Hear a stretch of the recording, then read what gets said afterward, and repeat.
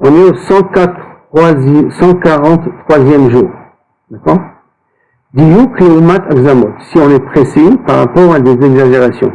Donc, quatrième condition, quand on a le droit de raconter de la shonara, on a le droit de raconter de la réfilou, colporter une histoire pour toilette dans un intérêt constructif, mais c'est à condition qu'on n'exagère pas. Agzamot. D'accord?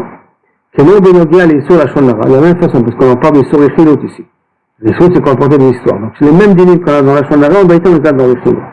Donc, Kemo benogia les sur la shonara, asur les agzim de la même façon que dans la shonara, on n'a pas le droit d'exagérer dans l'histoire. De la même façon, dans la réfilou, on n'a pas le droit d'exagérer dans l'histoire. Chez les toilettes, même si on a un intérêt constructif derrière.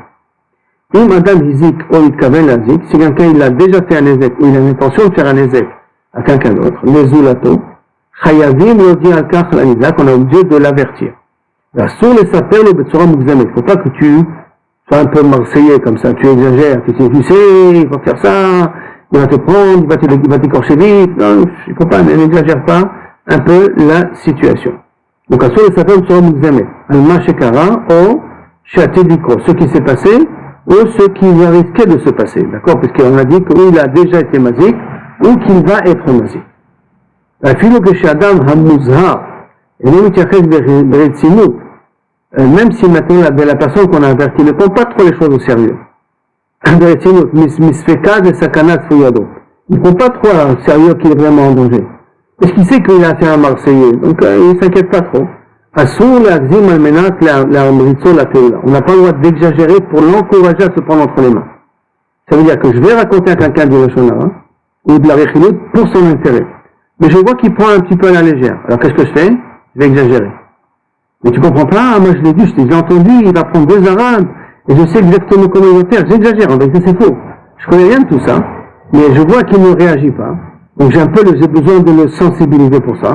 C'est la raison pourquoi je vais exagérer. Eh bien, j'ai pas le droit d'exagérer. J'ai le droit que de lui dire comme c'est, et après à lui de faire ce qu'il pense être bien pour lui. C'est mode achidouche, parce que sauf tu fais ça pour l'aider. Si tu exagères, c'est rien pour qu'il se prenne entre les mains, et quand même, je peux bailler. Yeter alken, mutar la adam, le saper rak et advarim han nechutzim, la saga matamatara. Un homme, il a le droit de raconter que les choses qui sont importantes pour le but que tu t'es fixé. Il ne faut pas rajouter des termes en plus. Mais dès qu'on va parler des défauts de la personne qui veut te faire du mal pour des raisons justifiées, on risque de déborder et de raconter aussi d'autres erreurs qu'il fait. Par exemple, là, il veut embêter quelqu'un. Après, d'un coup, puisque je raconte un petit peu qu'il va embêter quelqu'un, je vais venir en parler qu'il est Mechalel Shabbat. Mechalel Shabbat, ça fait pas partie du problème de la shonara. Pourquoi tu l'intercales? Parce que tu as la porte ouverte alors qu'il te permet à tout déverser focusser sur lui. C'est pas une chose que tu as le droit de faire, de parler de cette façon-là. Donc, yesh netiya liga, il dit, achirim odotav. C'est même shurim annoncé à Nidon, qui ne concerne pas le sujet en question.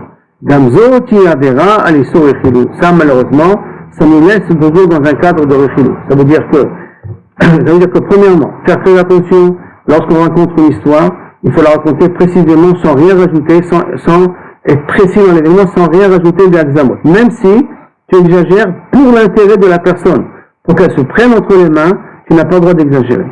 De la même façon aussi, que lorsque tu racontes du lachonara sur quelqu'un, avec la permission de raconter du lachonara sur quelqu'un, il faut que tu fasses très attention à ne pas déborder sur d'autres faits qu'il fait qui n'ont rien à voir avec l'événement, qui n'ont rien à voir avec le problème, et là, au contraire, parle que de l'événement et pas plus.